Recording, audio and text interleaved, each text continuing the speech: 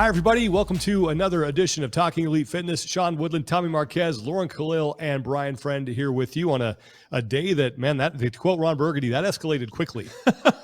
I saw a guy with a trident, and Lauren had a hand grenade. We thought that we were Yes. going to have a nice, easy, sort of relaxing day today, and then kablooey. That changed. So what we're going to do is usually we're a lot more organized with this stuff, and we have sort of a format of what we want to talk about, and we have some notes. So obviously we're going to talk about what happened earlier today with the announcement that Justin Bergh is moving on from CrossFit, and that Dave Castro is coming in, and the words that were used in, I think the email that was sent was to lead the sport team. You all right? Oh, sorry, just a bug flew in my face. Sorry. Just making sure nothing, I didn't need to be aware of anything over there that I needed to duck and cover over here. So we're going to talk about that. We're also going to, today we were supposed to run an interview that we actually had with Justin Bergh last week. Lauren, Brian, and Tommy sat down with Justin. I got to listen to it because I was here. It was a fantastic conversation. Didn't anticipate Justin not being around this week to, and that obviously changes sort of the calculus in running that interview. But we are going to talk about some of the things that he talked about in there, because I think it's worthwhile, shed some lights on some things. But just, I think first off, and Tommy, I'll start with you. Like, what was your reaction when you found this out? Well, I think my initial reaction was like, well, whoa, they were 6 weeks away from the games. Right? Mm-hmm. Like, this is the lead up. Mm-hmm. My second reaction was like, we literally just recorded an interview where it was going to publish today. Like, what are the odds? And then, as my mind settled a little bit, I mean, more so it was just like, all right, well, what are the details of this arrangement in terms of like the actual structure and responsibilities of the role? Like, I don't know, but like, before I jump in any conclusions, I wanted to make sure, like, all right, well, what does this mean? Is it a direct swap? Is it a hot swap? Like, that gold trinket in Indiana Jones? Or is it like there's going to be some reorganization? And because all of that matters at the end of the day in terms of what it's going to look like moving forward and what are the actual real implications of this decision. So, that was kind of my initial thing that like popped in my head, because also at the same time when it happened I was knee deep in traffic and trying not to get rear-ended on the highway. Lauren, what about you? Man, like the biggest thing in my mind, and Tommy kind of touched on this briefly, but it's just the timing of everything. It seems like every decision that CrossFit makes that puts my hair on fire as I'm eating breakfast in the morning, it all happens right in, for lack of better words, right in the shit of everything, like 6 weeks ahead of the CrossFit Games. Even when we go back to looking when Dave was fired around 18 months ago, that was right before the season began. We look at the layoffs that recently just happened right before semifinals. It just makes me wonder why, like, what is the thought process behind all of these decisions being made when they are? Why not just wait until the end of the season to make some of these big decisions? And I'm hopeful that maybe there'll be a little bit of transparency to helping us figure out why these decisions are being made when they are, because I think it will help paint a better picture of what is going on at CrossFit HQ. Mm-hmm. Brian, where were you? First of all, where were you when you found out? And then what were your thoughts? Oh, I was right here. Where I always am, Sean, just doing my job. Not playing disc golf, not quite yet. No, I mean, just in my life in general, days do look quite a bit different. I was hardly home at all yesterday. I won't be home very much tomorrow, but all day today I'm basically here working.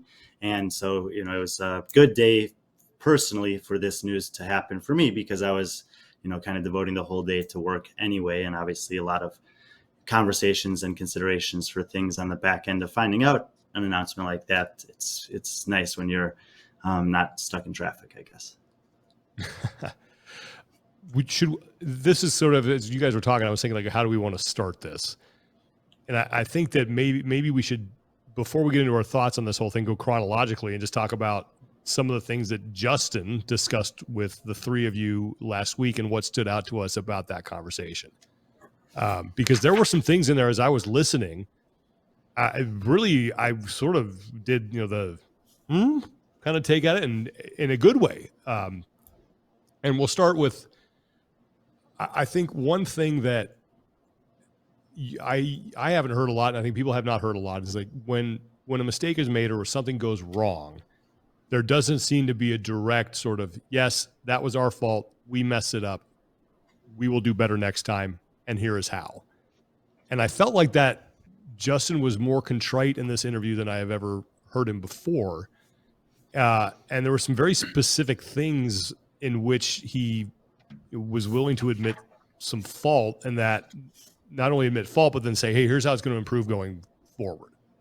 And I know, Brian, that you kind of have a list of those things, but that's where I wanted to start. Because to me, that was the biggest sort of shift in tone from him. Mm-hmm.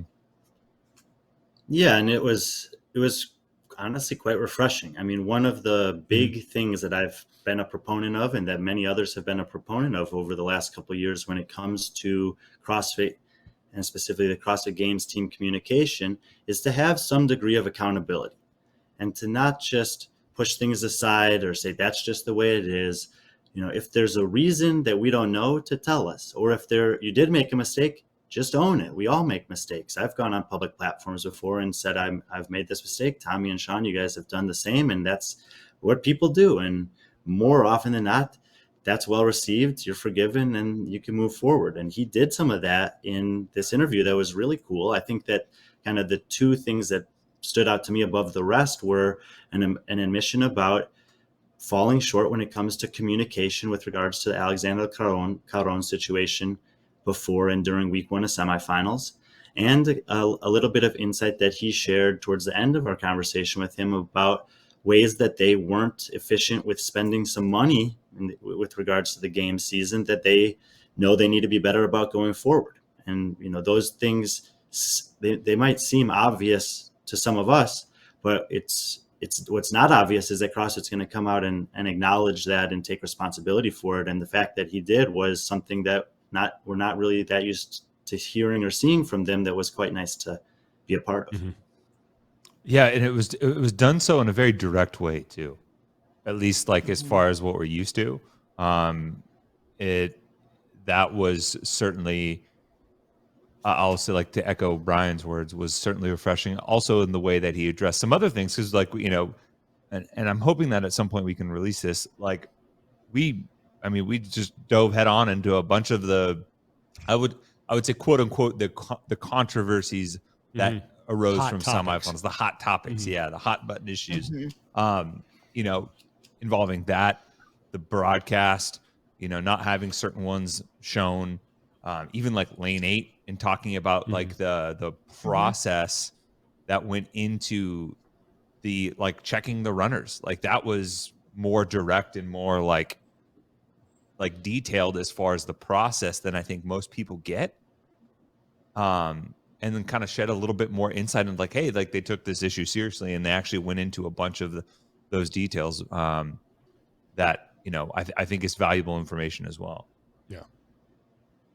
But well, and then we can just sort of toss out what else stood out to us about it. But to me, like, he mentioned, Justin mentioned some things that might be coming back. Like, you mentioned the Invitational might be, that's a conversation that it looks like it's, they've had conversations about bringing it back. Now, when, I don't know, but that's an event that I know fans really loved. I think the athletes liked it. I mean, there were some things that I would change about it. I would actually make it a 2-day thing, include more teams, give people more bang for their buck. Like, especially if you're going to go live, like, you're going to see a lot more, but who knows? But, like, that was encouraging. And so, and I'm trying to think, like, what else was in there. Well, and just in general, in addition to taking responsibility for some of those situations or shortcomings that he felt like the team had, he offered solutions or things that they were working on. Like, we didn't ask him, hey, is the CrossFit Invitational coming back? He threw it out there that was Yeah. something that they've been talking about. We might have asked a follow-up question because there was of interest to us. But he shared things that, he said that they intend to release the workouts early next year before semifinals, and to have a comprehensive display for the athletes of what they're supposed to look like. And he didn't say this, but that's great. That means that the athletes, he did address that the athletes coming into week 1 would then have similar information that athletes in week 2 and 3 had this year. It's better for judges. It sets them up for more success. And at that stage of the competition, we know how critical that can be. And the fact that not only did he take accountability for some of these things, he also offered some insight into the conversations that the team's having about ways to maybe improve going forward.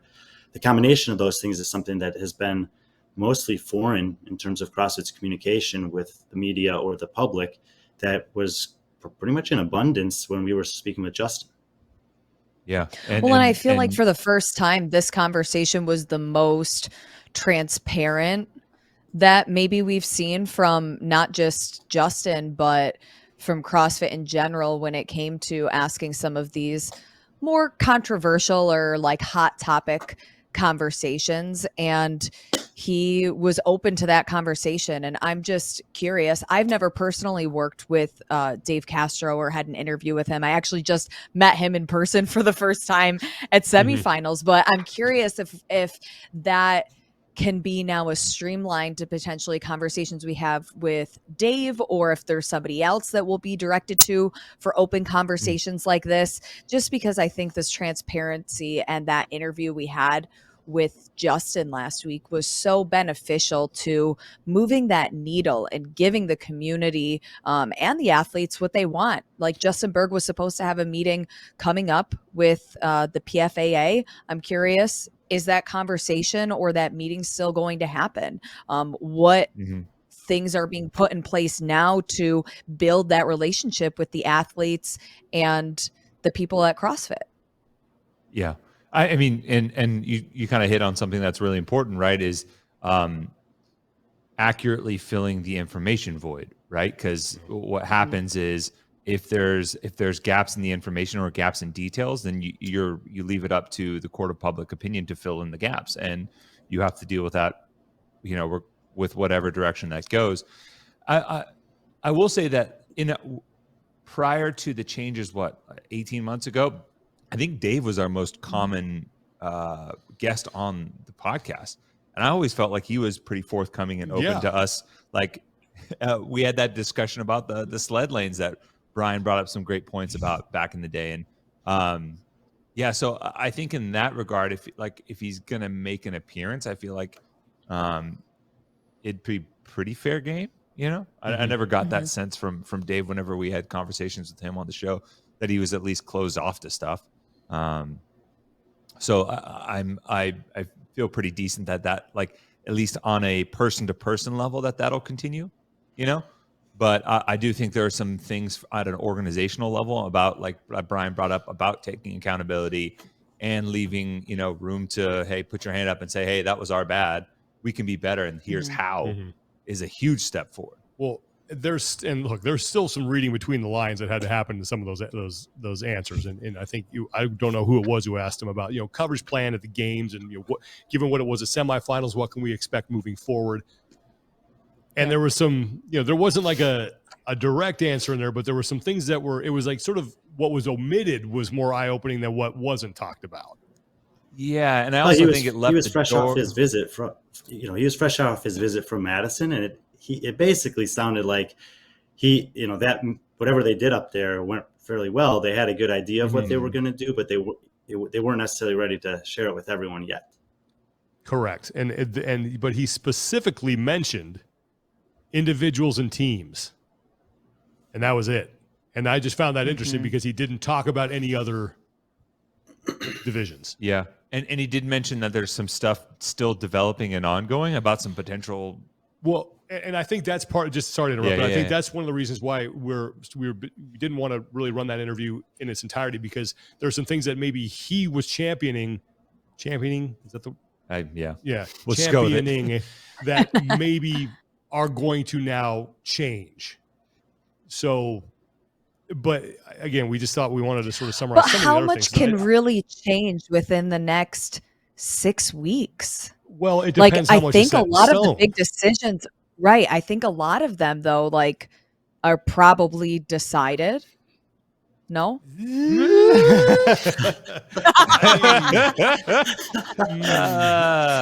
would like You to would think think, that. but I guess I'm going to not. have to go ahead and disagree on that. Well, I guess it's about time we be moseying on here. Yeah, I think there are some things that probably are, but I think there's a lot of like connective tissue about what it's like. The what you're cooking for dinner might be decided, but how it's going to be served and to whom That's a good is probably still being figured out. Okay. So here's a not totally off topic question, but so is Dave now bringing Boz into his lab and they're clearing the whiteboard and totally reprogramming the CrossFit Games? No, There's no way there's that no can way happen. that's happening. Yeah. Yeah, no, I Easy, Yeah. cowboy. Easy. Lauren's just I like think pulling there's- the 6 shooters out. Yeah. Yeah. I Bang, think bang, there- what's happening? So anyway, I started blasting. Yeah. Go ahead, Brian. I think that based on some things that Dave has said in his weekend reviews in the last month or so, and some of the things that Justin said in the interview that we did with him, there is a consistent narrative that I expect to continue to be true.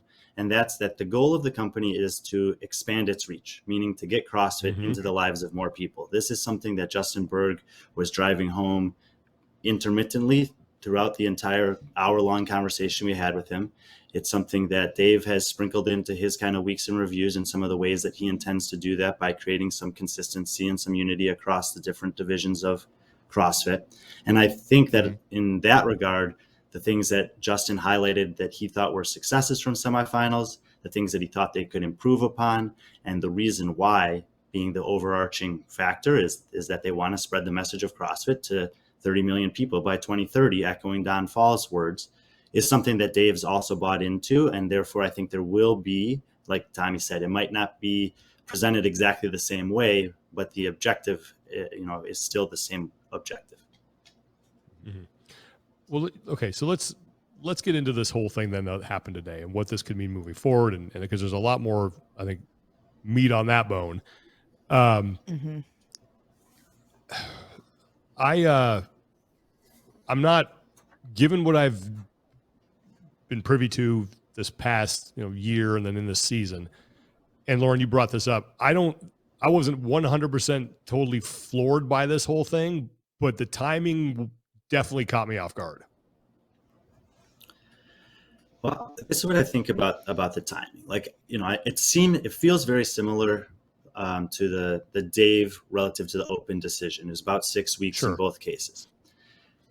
In the situation with Dave, I think that what really caught me off guard there was like you had all off season to make that decision.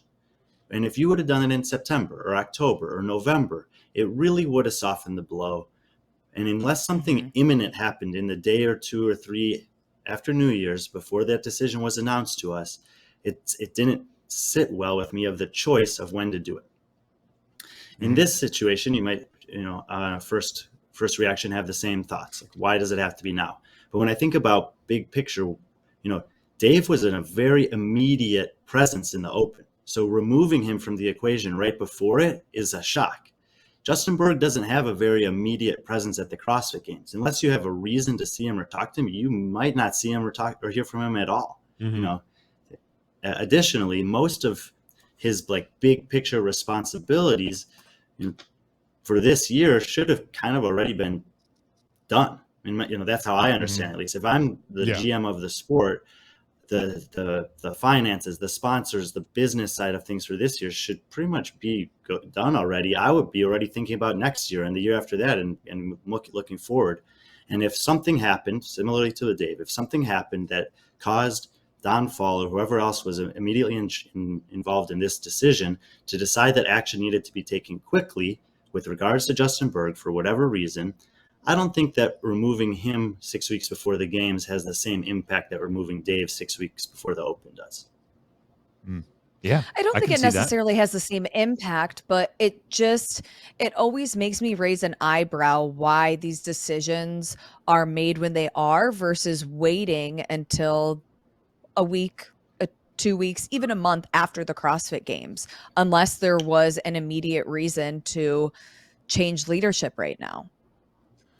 And I think again, you have to think about the roles. Like something that happens, people talk about this a lot with Wadapalooza. Why does everyone go to Wadapalooza? Well, first of all, it's an amazing environment. It's Miami in the winter, but also everyone's there, and therefore it's a great opportunity for networking, to have connections. A lot of athletes will sign sponsorships there. Agents will pursue athlete relationships there, et cetera, et cetera. For someone like, if you're thinking about being a big time sponsor of the CrossFit Games, you're probably going to come to the CrossFit Games. And if you're coming to the CrossFit Games, you probably want to have conversations with people who are going to be directly involved in that negotiation process over the next months to years that's involved in doing that. And if Don knows that Justin's not going to be, taking him out of the equation now so that whoever is going to be can be present at the CrossFit Games and represent that role in those conversations might make sense. Well, Yeah. and there's That's a good actually point. precedence for that because Don Fall himself was introduced at the CrossFit Games. What was it? Was it last Last year? Yeah. So he's coming up on his 1-year anniversary. So they got him there at that point. Now going back to the timing thing, and I think Brian, you brought up some great points. To me, this feels a lot like when when Tony Budding stepped down as the head of the media department. Mm-hmm. And I remember we all looked around like, okay, well, who's in charge now?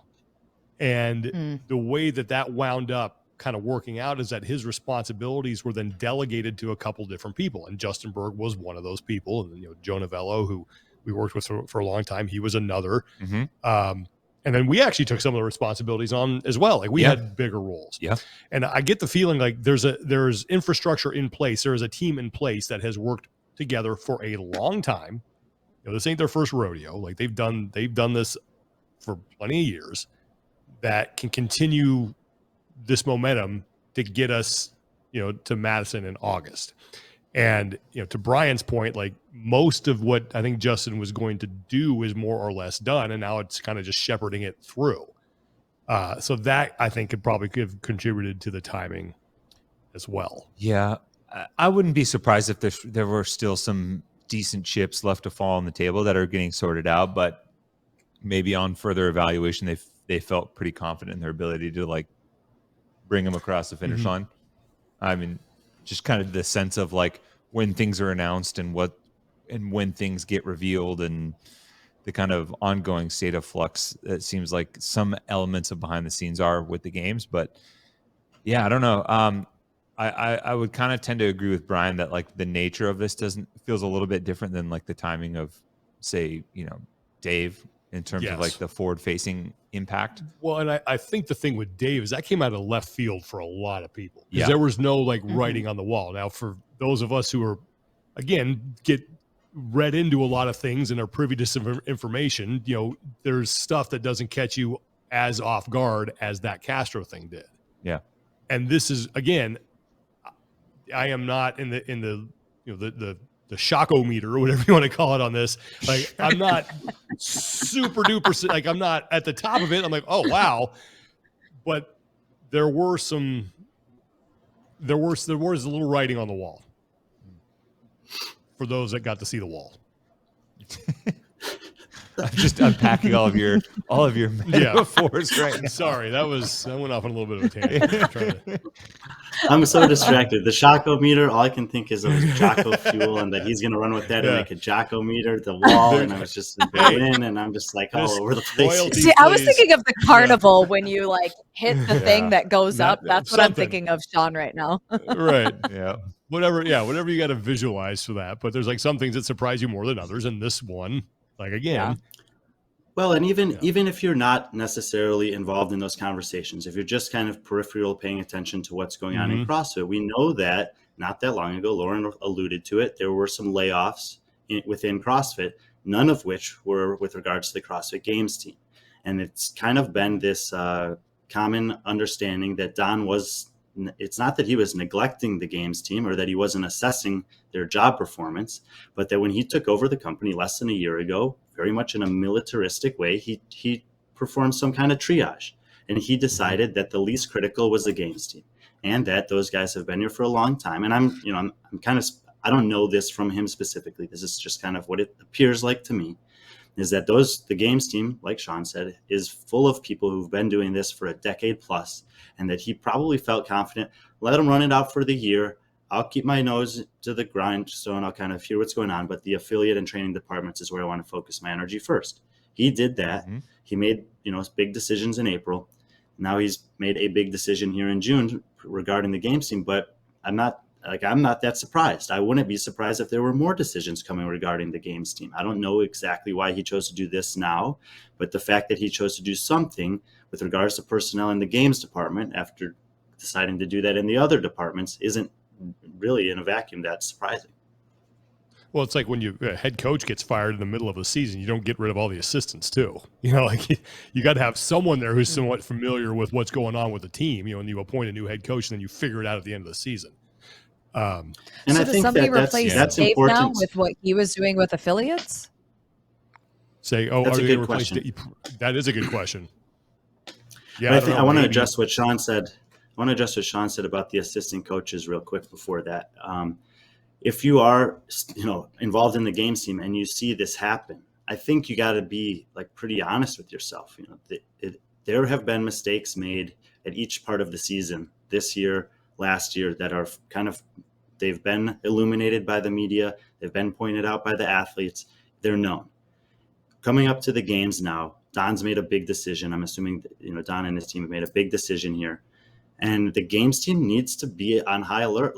You need to have a really successful, whatever your job is, to pull off at the games, because those assistant coaches that last through the season don't always make it in the off season.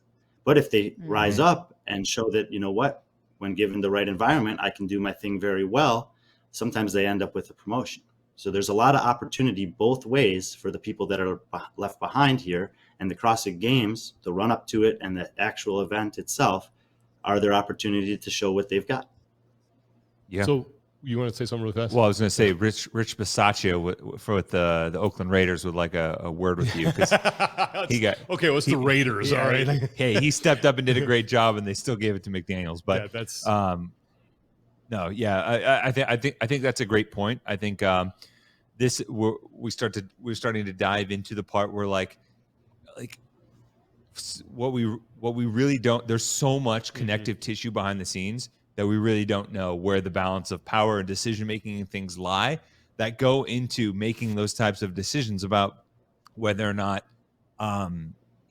these assistant coaches, to stick with the analogy, ultimately get to stay or go. Because I'm gonna just keep going down this rabbit hole with this metaphor, but Eric Bieniemy, right, was the offensive coordinator in name, right? But we found out after the fact, when he was doing head coaching interviews, that he didn't have total unilateral control of the offense, and that was a sticking point for a lot of companies.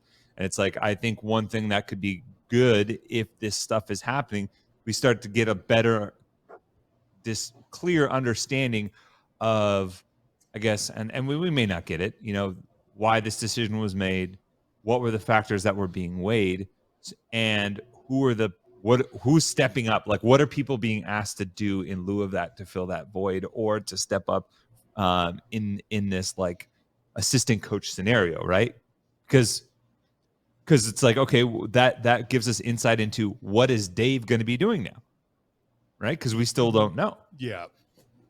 Okay. So there's a couple things I want to respond to really fast, but before we do that, I want to get to today's sponsor, because we got to thank them. They're good friends at Podium. Yep, right here. Podium sponsor for today. I right now am drinking the I got the sour watermelon hydro salt in the old drink. Yeah, well, I am 100% addicted to. I'm addicted to that stuff. Yeah, I ran out and it got ugly at the house. I was turning over the pantry, looking for more, and I finally got some. Well, sticking with the metaphor we just had, my assistant coach in training is this beta alanine that they have now from their solos collection. It's unflavored, so you can mix it with whatever you want. Do a little mix and match, like Brian combining his root beer with his Mountain Dew at the pizza parlor growing up. You can make your own concoction as you will. Gross. There was He's always making that this one up. I kid. don't know. Yeah, Brian never did that. There's always that one kid that's he's got like the fruit punch on the outside of his lips, on the corner of his lips, and he's just going down the line every soda. Yeah, I'm like, I see people do that. I go, I didn't even know that was a thing that you did. They called it graveyard or some other like ominous drink, but you can do There's that a reason with Podium Tommy with their knows so much about it. I may have been that kid. You're right. You're right. Reverting to you, Brian.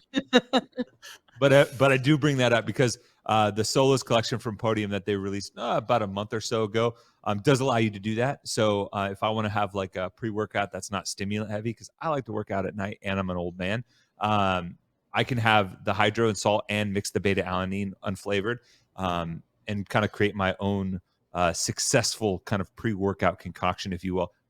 Pro tip, I actually like a little bit of the peach mango with a little bit of the sour watermelon. Ooh. It's like little fruit cocktail action going on. Right.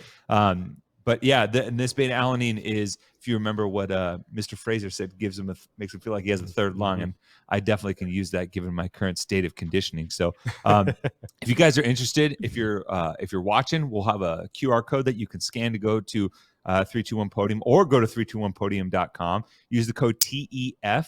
And you get $10 off of your first order. They have beta-alanine, they have L-citrulline, they have creatine monohydrate, as well as their hydro and salt pre-workout and protein, which is delicious. So you can get any one of those. And I think Justin Medeiros' signature cookies and cream flavor is back now. Ooh, that sounds good. And you can get a discount on all of that with the code TEF. So restock up on your subs and get going with Podium Nutrition. 321podium.com. Use the code TEF. Okay, let's get back to the discussion here, because Brian, you talked about like mistakes and things like that, and I acknowledge that. I don't think anybody's going to say, "Oh yeah, this season was without a hitch. Good job, guys." But I don't think that the sense that I'm getting is I don't think that really played into the decision that was made. Miko and Saber have joined the show. Yes, get the feeling that good. It was a very dog-friendly podcast, you know that. And you mentioned this when we were talking about the things that Justin mentioned about, hey, we made mistakes here. And to me, the big one that stood out, the huge one that was a big red flag, was the financial stuff. And my guess is that was the major deciding factor here. And go back to the layoffs. It's like they're looking to tighten up the ship here as far as like the financial things go, adhere to a budget, make sure they're not going over, making adult decisions. And that was I just think that was probably the biggest factor here. Not saying that, making mistakes during the season isn't, but I have a feeling that in the community out there, like that's going to get overplayed. And I don't think that was a big factor here. Could be wrong, but that's just a feeling I'm getting. No, and it absolutely makes sense. Don Fall assessing the landscape of the company, he might have been aware that there were some things that could be better in the game side, but he might have seen some, traumatic bleeding going on in the affiliate side, and he's like, well, I'm going over there first. If all of a sudden, he starts hearing like, oh yeah, well, the games team, they had the wrong weights on the bar. He's like, okay, well, what'd they do about it? Well, they adjusted the scores and the girls have to do it again. Okay, that's not a big deal. Okay, well, they kind of had an unclear standard on the V-ups during quarterfinals. He's like, okay, what do you want me to do about that? Then they say, well, actually, they've totally mismanaged the budget and we're short however much money for the season. Suddenly you've got that'll get your attention. Yeah. So if you're thinking, about it from his perspective, he has to be aware of the financial landscape and reality for the company. And if there is a significant financial issue on the game side of things, absolutely, that would be something that would be a precedent for him to step in and make a big decision. Yeah. Now let's talk about as far as like what Dave is going to do.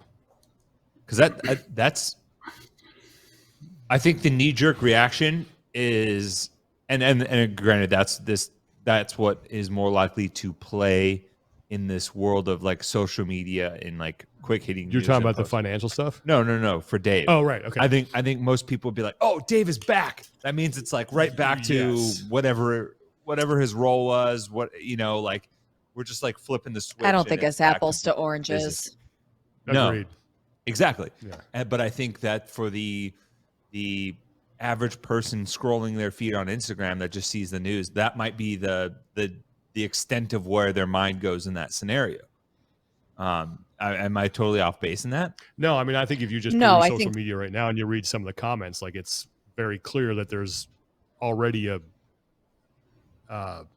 there's people that think that. Yeah, for sure. And I But get why. I mean, I'm not saying I think a lot of it, right.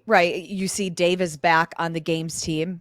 You think about where Dave was over a year ago when he was on the games team. But again, I think the people who think it is apples to apples are just reading headlines and not, Yes. and I know there's not a lot of information out there quite yet, but I think even having this conversation that we're doing right now, talking about all the different variables and what each of our experience in the space has led us to believe, or even on the most recent episode of Death by that is posted now, people in the space, Jason Yes, check that Khalifa, out, Justin by the way. Kotler, Tim Poulsen, Dex Hopkins, all people who have experience with Dave or have experience in the space. I think it's important to listen to those people and educate yourself so that we are informed about where Dave can take the games team and what his role will be in this new space.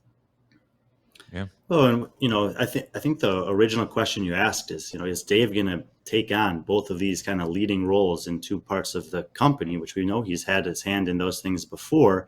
It's a good question, but keep in mind a few things. First of all, when we found out that Dave was taking over training, he talked about how important it was to have consistency throughout the company in the training department, and that in the presentation of workouts, more or less. Well, that will have an impact on the games, because he mentioned that there's the games, there's .com, there's the CAP programming, and across all of these things, we want to have that methodology pushed forward in a consistent manner. Well, Justin Bergh echoed the same thing about Adrian Bosman's programming for this year's game. He said, read your level 1 manual down the line. That's what we're testing for at the CrossFit Games. That's what Adrian is testing for at the CrossFit Games. And if that's consistent with what .com is putting out and CAP is putting out, and Dave's involved in that process, then even prior to today, we should have had expected Dave to have some element of control, maybe not control, but understanding and influence on what the CrossFit Games programming is, so that it is consistent with what the company as a whole is trying to present as their training methodology. Nuance into that, the fact that one thing that I know Justin Bergh had a big part to play at the CrossFit Games is, how do we blend the message of these are the best in the world at this sport, and what they're showcasing is something that you can practice at home too. You can go and attain fitness in your life by doing these things. These guys are doing it at a different level, at a competitive level, but you can do it too. And we've sat in with meetings with Justin in the past where he talked about the opportunity for the broadcast to blend those messages together. I fully expect, based on Dave's presence in both of those departments, that he has the same initiatives there. And I think that, if you kind of just peel back the initial shock of the announcement, if this is the first time that it's crossed your mind as being a possibility today, there's already some information that we have that can shed some light into ways that Dave was probably already going to be involved in the games, and now can have a little bit more of an opportunity to not just blend them on the messages on the training side, but on the totality of the delivery of the CrossFit methodology side. And that's where I think that, Justin mentioned this as well when we talked to him, that the Open and the semifinals, this Open specifically is for the community. The semifinals is kind of this in-between space. The games is our public-facing platform. That's the opportunity to not just showcase the best in the world, but also to tell people what CrossFit is beyond the sport. And I think that Dave wants to do that too, and that he will be in a good position now, if he wasn't already, to help the entire process that's required to do that well.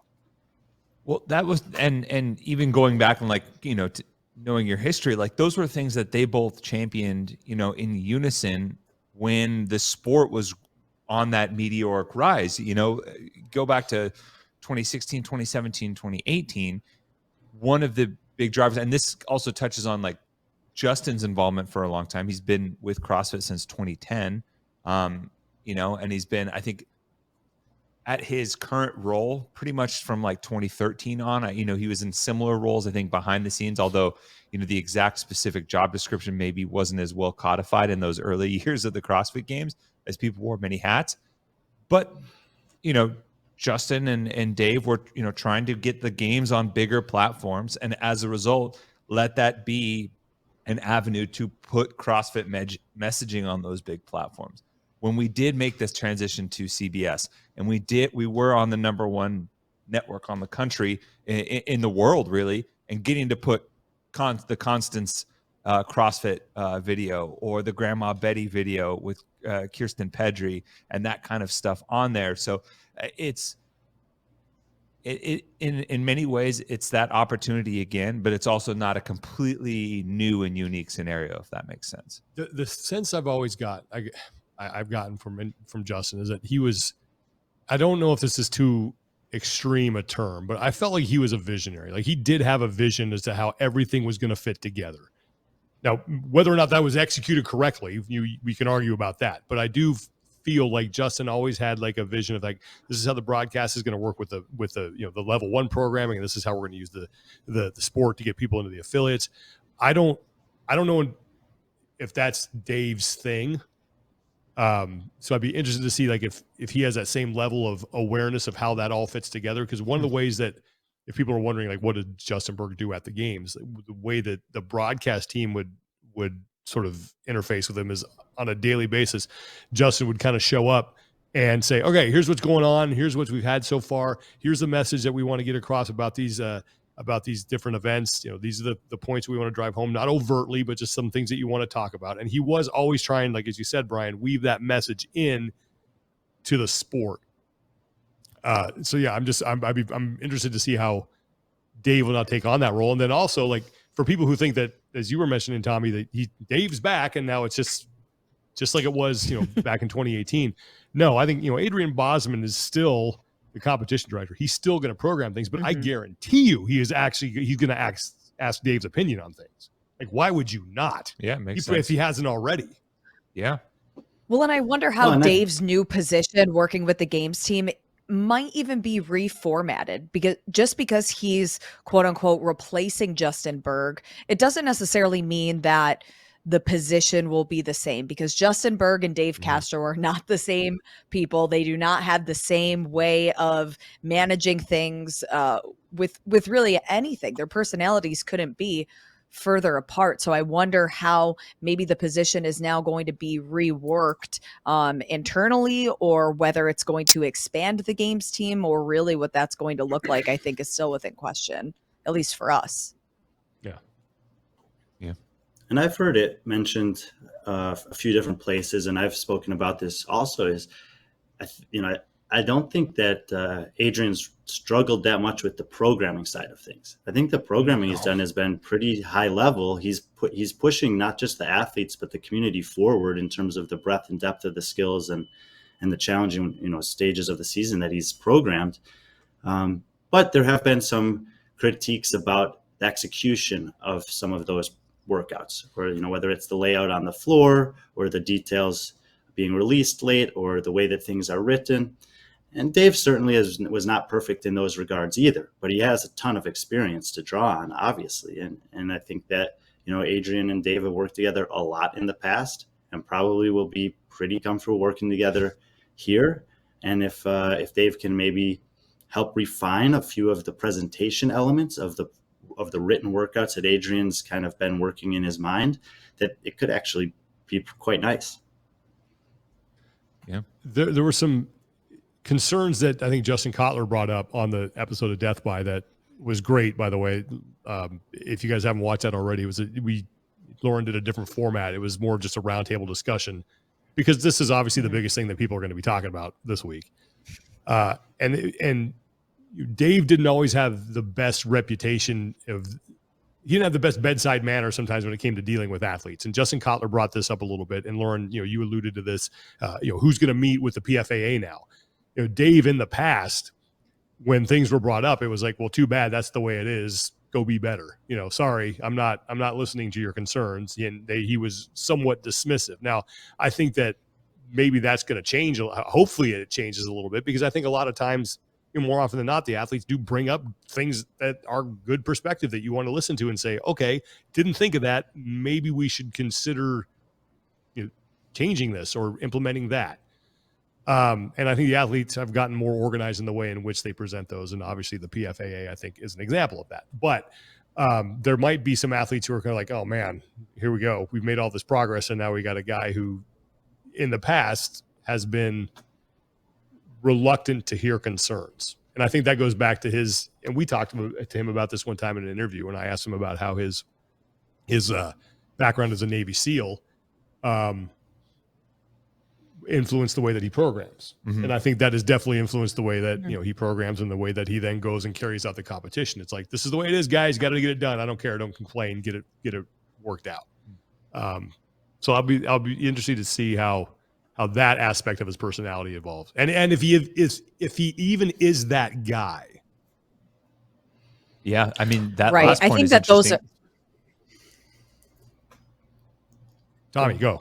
Oh, I was just saying, that last point is interesting. Like, going back to your point about when Tony left and how his responsibilities got divvied out amongst a bunch of different people, Dave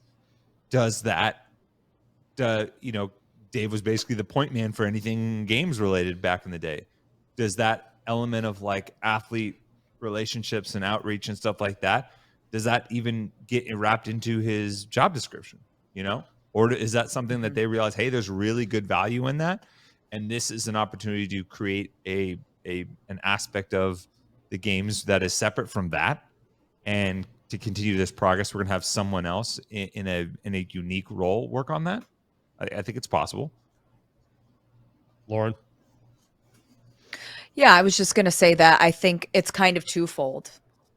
As Tommy alluded to, there could be somebody else that deals directly with athletes and with continuing that open conversation and the progression of, what the athletes need for safety, but also the progression of the sport to test the fittest athletes at the CrossFit Games. But I also think that there needs to be, I don't know if this conversation of just being maybe open to letting Dave prove himself, because maybe he handles things differently this time around. Maybe athletes that are hesitant right now to put Dave back in this role, maybe there is room for that bridge to be made again, and room for improvement with some of those communications that maybe Dave was a little bit I don't know the right word, maybe abrasive, or just, it is how it is and we're going to just push forward. Maybe that's not going to be his communication style anymore, because he saw that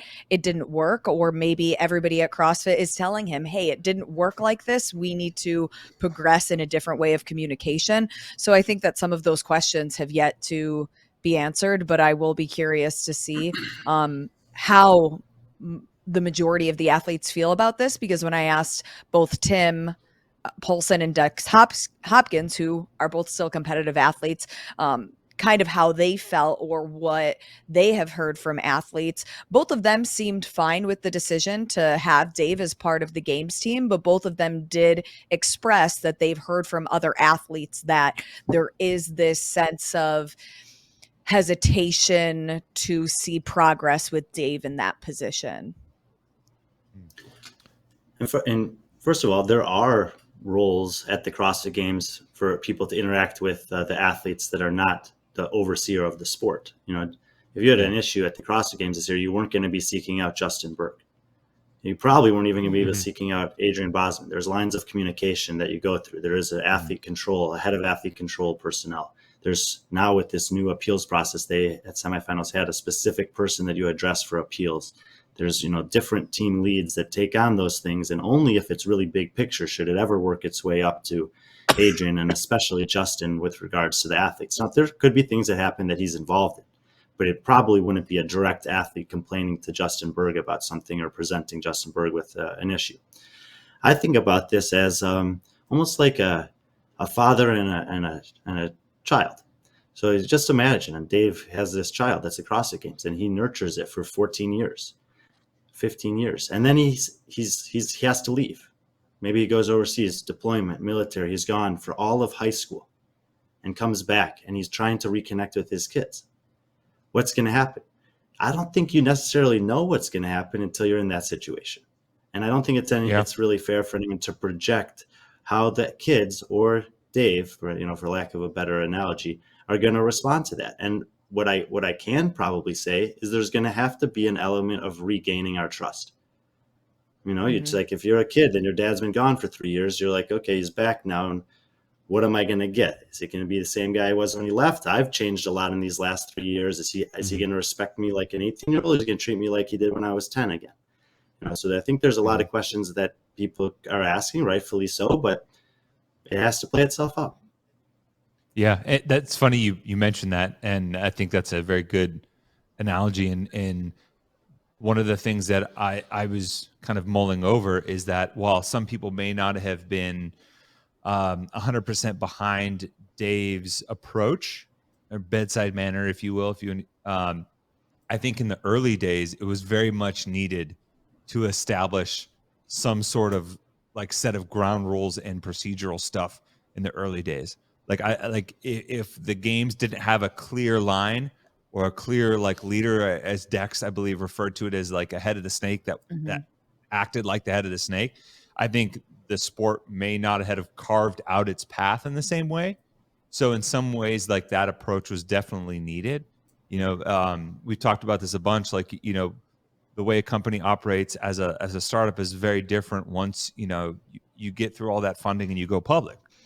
And I think it's possible, like Brian said, like as in that father-son relationship, evolution and growth and stuff happens, and you're gonna have to do the dance to figure out how it's going to work going forward.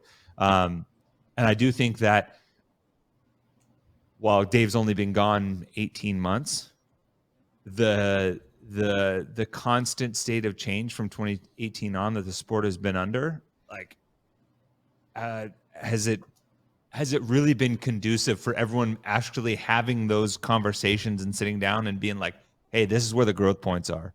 This is what needs to change.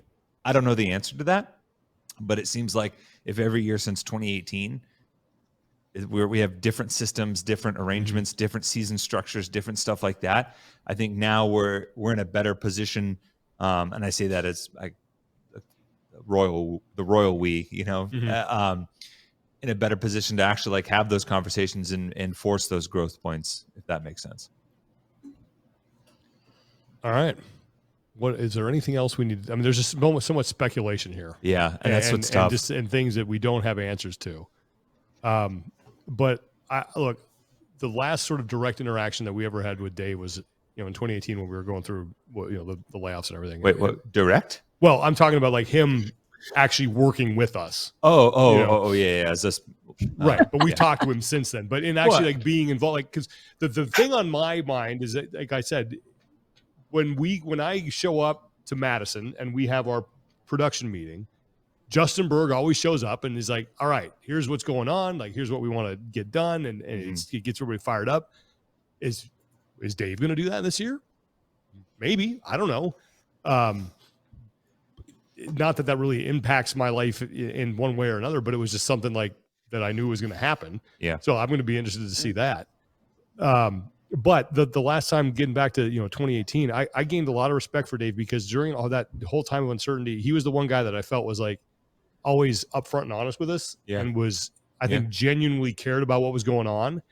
And I gained a ton of respect for him during that process because other than that, I never really had a lot of direct interaction with him. But when that happened, like I appreciated that, and I think that if anything else, if nothing else, he will bring a direct approach to this and will not shy away from problems and will not shy away from issues and will probably always shoot you straight and be like, tell you when he does know something and tell you when he doesn't know something. And I think that's, that's something I've always respected about him. And, there are good people in place over there that have worked on the games for a while, be it from a logistics standpoint, from a broadcast standpoint. And I'm talking about like the the people responsible for getting the broadcast trucks there, making sure all the wiring happens, like all the stuff that you don't think about because it's, you know, it's done by a bunch of other people in the darkness of night, like a week before you even get anyone ever shows up on site. Yeah.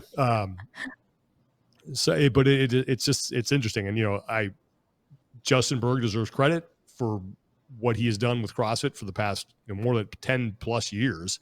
You know, he is one of the big players that got the sport on ESPN, that got it on CBS, that helped it grow. Like he was definitely part of that, and we certainly wish him the best of luck. But it's going to be an interesting couple of months here now. And I think every couple of months we always say that, going to be an interesting couple of months. Well, then this happened. All right, it's going to be an interesting couple of months. We'll see what happens. But I don't know if anybody else has any sort of closing thoughts, but those would be mine on this whole discussion. I'll just, you know, the one other thing that we spoke with Justin about was the games that are coming up. And it was right after he and the rest of the team were up in Madison, and he was extremely positive about the outlook. I kind of asked him if he thought that in year 6 in the same location, if there was anything stale about that venue, that programming, anything like that. He said absolutely not. He feels extremely excited about what Adrian has been working on, about what the team has a vision for. He thinks that the on-site experience is going to be phenomenal. He kind of alluded to the fact that there's going to be more and better opportunities for fan interactions as there were at semifinals. Yes. He talked about some of the very specific ways that they want to, you know, continue to reach not just the existing CrossFit audience. And he actually was direct about that. He said, there's an audience that we already know we have their attention and we want to be great for them.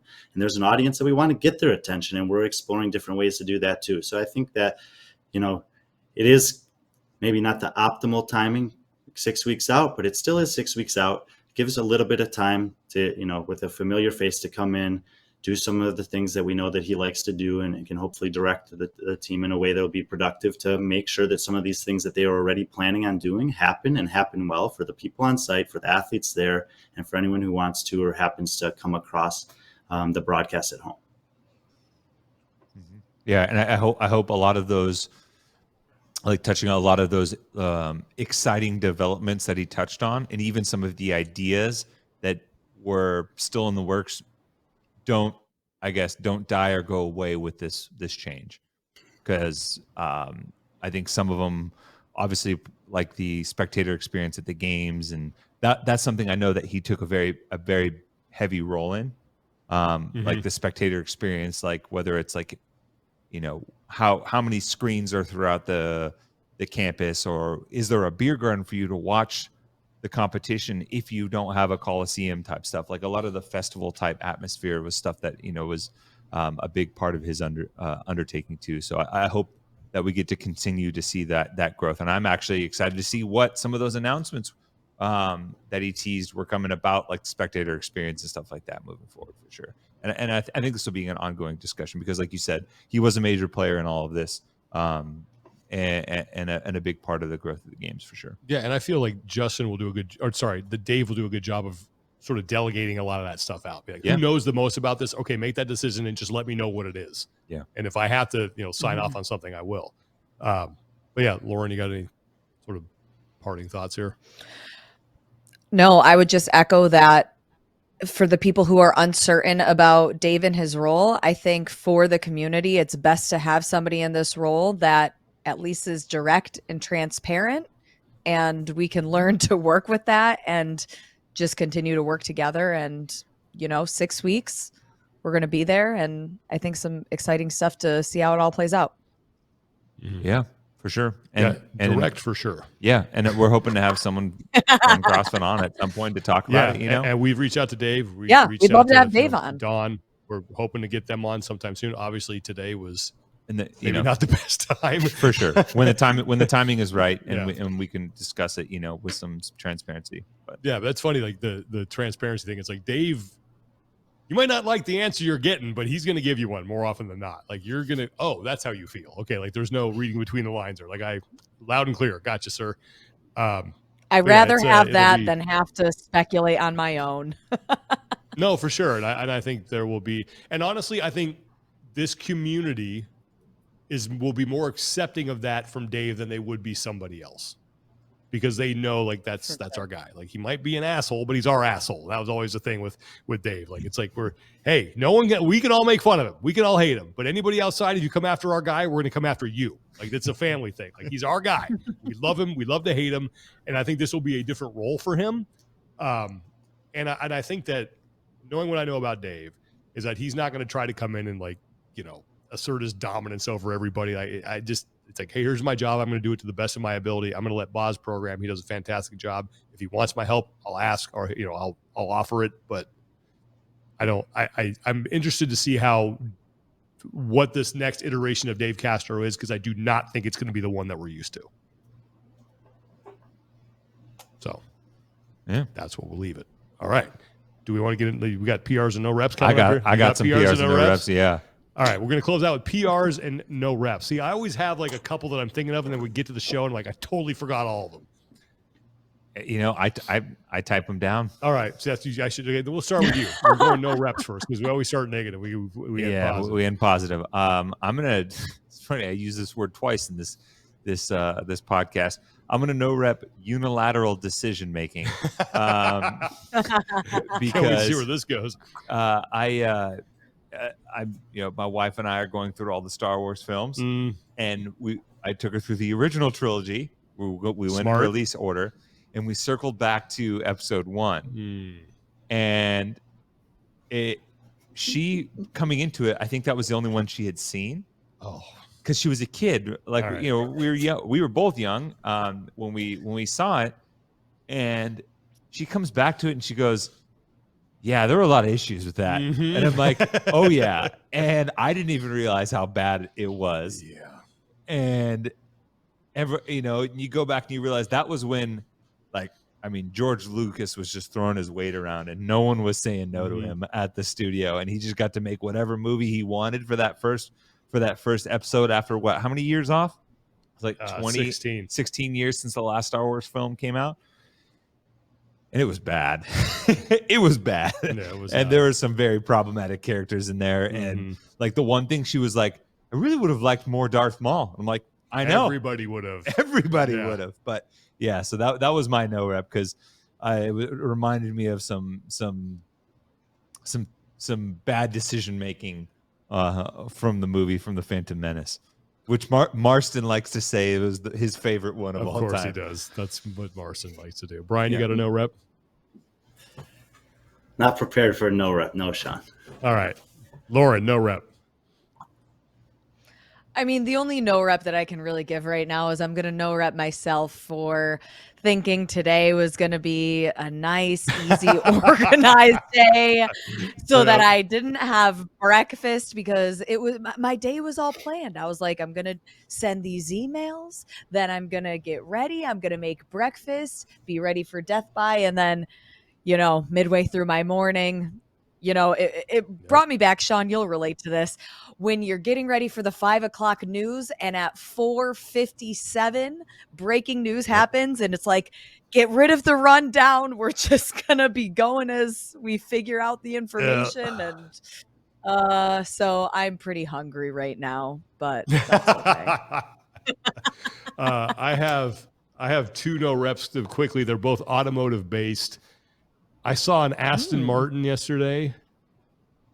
Saturday. That car should come in 3 colors: white, silver, or black. This was an Aston Martin. It was like a sky blue. Oh, I know it exactly. Yeah. And I'm like, what are you doing? What are you doing here? It's such like, why would you do that to that automobile? I have a hot take. I don't like any vehicles that have color unless it's like a red fun sports car, but everything else I think should be white, silver, or black. I was just like, that is a beautiful automobile and you just ruined it. The other one that I was driving down the road the other day and I looked at the car in front of me and it was like it was like a little like Volkswagen. I didn't even make Rabbits anymore, like Jetta or something. And it had a roll cage in it. Oh, that is ambitious. That's like it's like a rally car. Like, yes, like an honest to God, like racing frame inside the vehicle. And I went, I don't care what you put in this thing. It is never going fast enough for you to need that in your car. what are you doing? Those are my tune-up reps. All right, PRs. We'll start with Brian. I'll PR my friend Mike Halpin, who is once again Yeah. taking a mission trip down to South Africa. He really, really loves doing that work. I know it's a very important part of his life. And I actually spoke to him just before we came on the air here for the first time since he got down there. He's, he hasn't posted a ton of pictures, but he's having a blast and doing a good thing. I did a lot of mission work in my life. I lived in the Dominican Republic for a couple of years and learned a lot about what is actually helpful and not helpful in those environments. And I know that he echoes a lot of the same sentiments and lessons that I kind of learned through that experience. So just wanted to give him a little shout out for the work he's doing out there. Good job, Halpin. Yeah, that's awesome. All right, Lauren, PR. I'm going to PR a new TV show that I'm watching. I'm curious if any of you guys have watched. It's called The Matlock. Witcher? No. No. I've heard of it. I haven't watched it, but I know it's got Henry Cavill in it, who big fan. So There's a new season that's coming out, I think, next week. So I'm binging the first and second season right now, and it is very good. And if you liked Game of Thrones, it's kind of in the same vein as that. Different, but like similar categories, I would say. Okay. Tommy, PR. Big fan of Henry Cavill. Martian has a fun Henry Cavill Yes, story. he does. If you ever run into him. But my PR goes to Seth Rollins. Oh.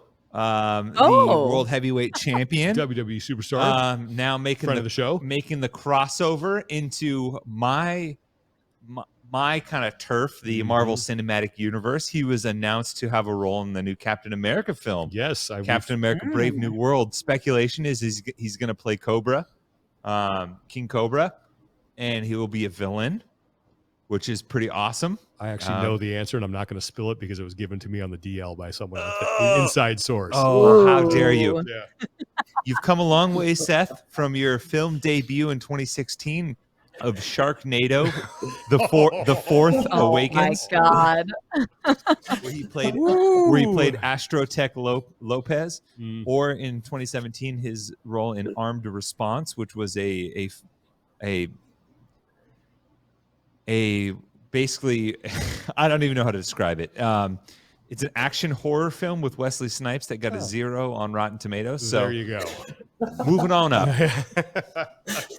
Well, look, that's great because my PR is also entertainment related. Like we all kind of have. Brian was very serious as he always is, and the rest of us knuckleheads are, coming up with our own just things off the cuff here, bringing the integrity of the show down. So thank you, Brian, for raising the level of the discourse here. But mine's entertainment based as well. I have to PR Australian psychedelic rock band King Gizzard and the Lizard Wizard. They just put out an album that is phenomenal.